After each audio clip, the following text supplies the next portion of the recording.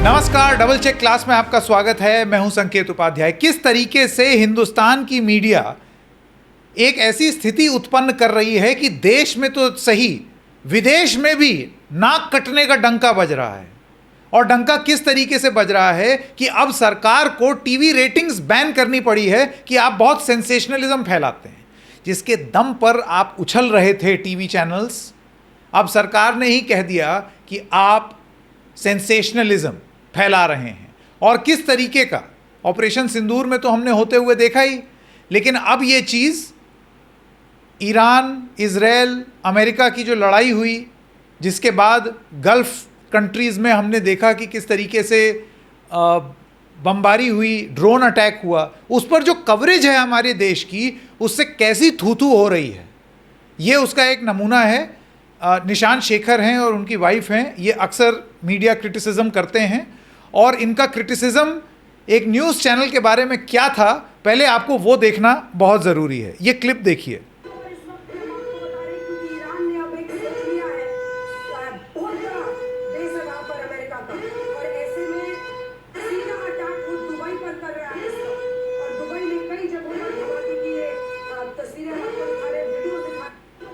ये जो आप सुन रहे हैं, ये दरअसल एक ब्रेकिंग न्यूज़ का सायरन है, जिसको इस्तेमाल किया है एक न्यूज़ चैनल ने। और वो न्यूज़ चैनल ये बताना चाहता है कि किस तरीके से हम एकदम अर्जेंसी के साथ चीज़ों को कवर कर रहे हैं। तो अर्जेंसी दिखाने का तरीका क्या है? बिगुल बजा दो और दुबई पर अटैक हो गया है और वो सारी चीज़ें आपने बतानी शुरू की। एक्सचेंज फॉर मीडिया नाम की एक कंपनी जो हिंदुस्तान में मीडिया के ऊपर लिखती है, पढ़ती है, उसके रोहेल आमीन की ये एक्सक्लूसिव एक रिपोर्ट है, जिसका ये कहना है कि इन्हीं सब उल जलूल हरकत की वजह से अब मिनिस्ट्री ऑफ इंफॉर्मेशन ब्रॉडकास्टिंग, ये जो मिनिस्ट्री है इंफॉर्मेशन ब्रॉडकास्टिंग की, इसको मैं फुल फ्रेम कर देता हूँ, उसने मीडिया रेटिंग्स को ही सस्पेंड कर दिया है 4 हफ्ते के लिए, यानी कि 1 महीने के लिए, amid concerns over sensational war coverage. और करो इस तरीके से वॉर कवर, ये पौ पौ बजा बजा करके जो वॉर कवर हो रही थी, ऑपरेशन सिंदूर में भी यही किया। सायरन की एक अहमियत होती है, सायरन बजने का मतलब कि भागो, डक करो, और आपने उसका मजाक बना दिया। मजाक इस तरीके से कि आप ब्रेकिंग न्यूज़ में वो ड्रामा क्रिएट कर रहे हैं। और यही सारी हरकत सारे मीडिया चैनल्स ने की, टीवी न्यूज़ चैनल्स ने की।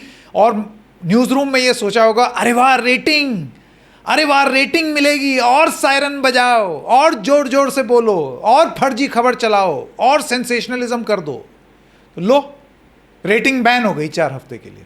अब क्या करोगे? बजाते रहो सायरन। लेकिन कार्रवाई क्या करेगी सरकार, वो हम नहीं जानते हैं।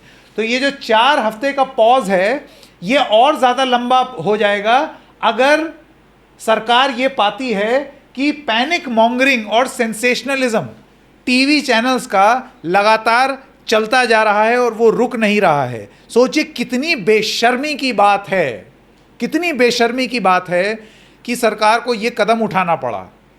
और आपको ये लग रहा था कि प्रो सरकार बात करके आप बचते चले जाएंगे, सरकार ने नाप दिया।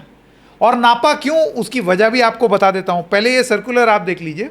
मिनिस्ट्री ऑफ इंफॉर्मेशन ब्रॉडकास्टिंग ने एक ऑर्डर दिया है, बार्क यानी कि जो एजेंसी है उसको ये बोला है कि न्यूज़ चैनल्स की रेटिंग्स आप 4 हफ्ते के लिए रोक दीजिए, because of the coverage of the ongoing conflict involving United states and Iran. Sources का ये कहना है कि ये इसलिए किया गया है क्योंकि बहुत ज़्यादा ड्रामा टीवी पर हो रहा था, जिसकी वजह से पब्लिक में एंग्जाइटी हो रही थी। भाई लोग परेशान हो रहे थे, चिंतित हो रहे थे।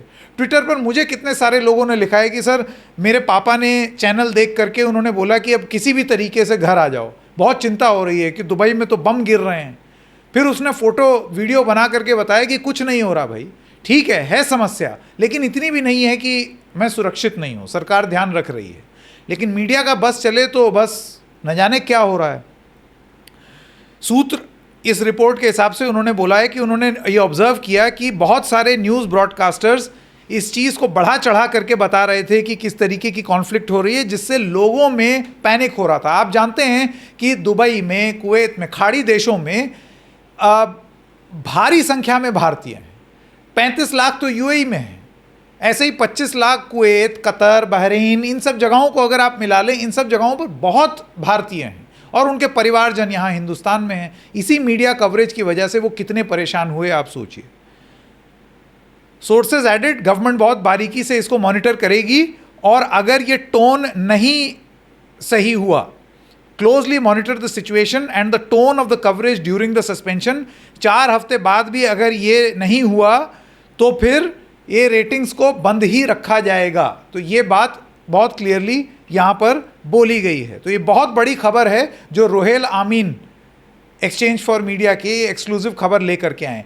अब रोहेल आमीन को ये खबर बनानी क्यों पड़ी, आइए इस डबल चेक क्लास में ये जान लेते हैं। तो साहब सबसे पहले तो इंटरनेशनल एम्बैरेसमेंट देखिए, खलीज टाइम्स की ये रिपोर्ट है। खलीज टाइम्स आप जानते हैं अखबार है, यूएई का अखबार है 1978 से। उसने फैक्ट चेक किया है। Video shared by Indian media as Dubai drone strike is from Bahrain. Bahrain का वीडियो आप दुबई बना करके दिखा रहे हैं और इस रिपोर्ट में वो चलते चले गए जिसमें उन्होंने बोला कि miss labelled Iranian drone strike दिखाई गई है, क्लिप में ये दिखाई दे रहा है, एक फैक्ट चेकर ने उसको बताया कि ये गलत है। वो पूरी उन्होंने रिपोर्ट की इसमें, मज़हर फारूकी की रिपोर्ट। अब आपको ये बता दें कि ये किस चीज़ पर आधारित है। खलीज टाइम्स, ये न्यूज़ लॉन्ड्री की एक रिपोर्ट है जो दिखाती है कि कैसे टॉप एडिटर और एंकर बड़े बड़े चैनल्स के वो ये फोटो ले करके कहते हैं Iranian Shahid drone strikes Dubai, Shahid 136 drone. ये खलीज टाइम्स ने बोला फेक न्यूज़।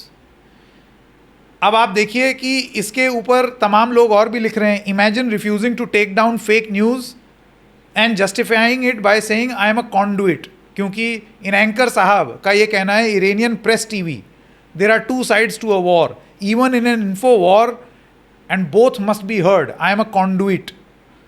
ठीक है ना, जिस पर यह साफ साफ लिखा कि आप तो जब खबर ही आपकी गलत है तो बजाय इसके कि उसको आप हटाएं, आप उसको जस्टिफाई कर रहे हैं।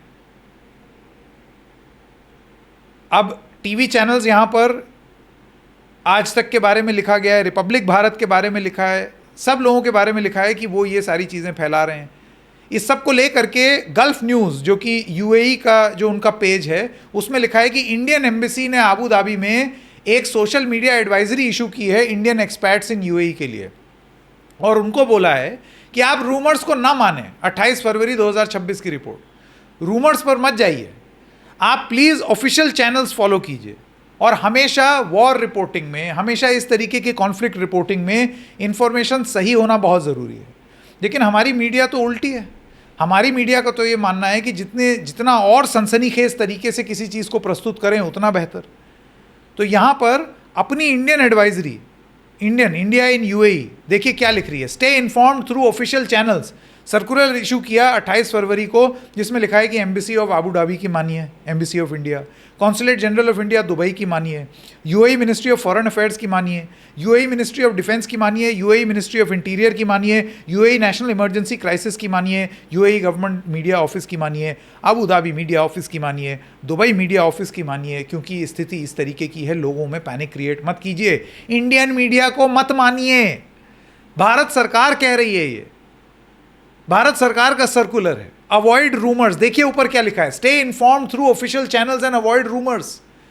रूमर्स सर्व कर रहे हैं हमारे टीवी चैनल्स, अफवाहें पौ पौ हॉर्न बजा करके, नाक कटवा दी साहब, नाक कटवा दी। अब आप ये देखिए, ये टाइम्स ऑफ इंडिया की एक रिपोर्ट है जिसमें एक टीवी स्टार हैं एरिका फर्नांडिस, उन्होंने ऑन ग्राउंड रियलिटी बताई यूएई में amid Iran US clashes sparks debate. 5 March में वो उन्होंने बताया कि जिस तरीके से clip came with a question are you safe in Dubai, फिर उन्होंने एक कॉन्ट्रास्टिक क्लिप दिखाई, UAE rulers walking their flair and assured presence. अब यहाँ पर भी एक ओवरड्राइव में लोग चले गए हैं, लेकिन मीडिया ने जो हरकत की उसका खामियाजा अब देश को भुगतना पड़ रहा है। इंटरनेशनल एम्बैरेसमेंट हो गई है साहब, ये देखिए इंटरनेशनल एम्बैरेसमेंट। ये वो बड़े बड़े एडिटरान हैं, बड़े बड़े एडिटरान, करोड़ों के पैकेज, चैनलों के हेड, लाइन और स्पिन देने के, मतलब इंडियन मीडिया के मुथैया मुरलीधरन, इंडियन मीडिया के बिशन सिंह बेदी, सब स्पिन दे रहे हैं कि इसको ऐसे लाइन ले लो, ऐसे स्पिन दे दो कि आपको लोगों की तकलीफ नहीं दिखी, आपको अपने सेंसेशनलिज्म में लोगों को किस तरीके से तकलीफ हो सकती है, प्रॉब्लम हो सकती है, लोग कितने परेशान हो सकते हैं, वो सब कुछ नहीं दिखा। और अब आपने एक इंटरनेशनल एम्बैरेसमेंट क्रिएट कर दिया इंडिया के लिए। सो मच सो कि जिसके दम पर उछल रहे थे, आज उसी सरकार ने बोल दिया कि जाओ रेटिंग बैन, 4 हफ्ते के लिए बैन, और अगर ऐसे चलता रहा तो और आगे के लिए भी बैन कर दिया जाएगा। सबसे बड़ा सवाल यह है कि अगर सरकार ये मान रही है कि सेंसेशनलिज्म हुआ है, इस तरीके से लोगों में तकलीफ फैलाई गई है, रूमर मॉन्गरिंग हुई है, सेंसेशनलिज्म एंड पैनिक मॉन्गरिंग हुई है, तो यह अपराध है।